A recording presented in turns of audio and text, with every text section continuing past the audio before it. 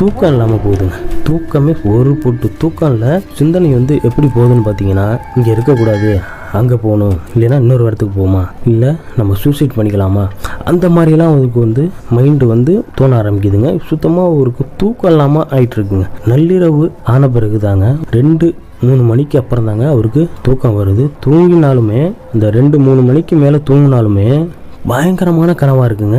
ஒரு வித்தியாசமாகவும் இருக்குது அந்த கனவு. இதுக்கு முன்னாடி அந்த மாதிரியெல்லாம் பயங்கரமான ஒரு கனவு வந்தது கிடையாது. அன்னைக்கு இரவுலேருந்து இந்த மாதிரி பயங்கரமான ஒரு கனவாக வந்துகிட்டு இருக்குங்க. யாரோ வந்து அவரை துரத்திக்கிட்டு வர மாதிரியும், ஒரு கைகாலெலாம் கட்டி இழுத்துக்கிட்டு போகிற மாதிரியும், அப்புறம் மலையிலேருந்து தள்ளி விடுற மாதிரி, இந்த மாதிரிலாம் பயங்கரமான கனவாக இருக்குது. கனவுலேயே அந்த முகத்தை பார்க்குறாருங்க. முகத்தை பார்த்தா எப்படி இருக்குன்னு பார்த்தீங்கன்னா, முகம்லாம் ஒரு மாதிரி கீறி ஒரு மாதிரி அப்படியே ரத்தம் அப்படியே ஒரு மாதிரி வந்துக்கிட்டே இருக்குங்க.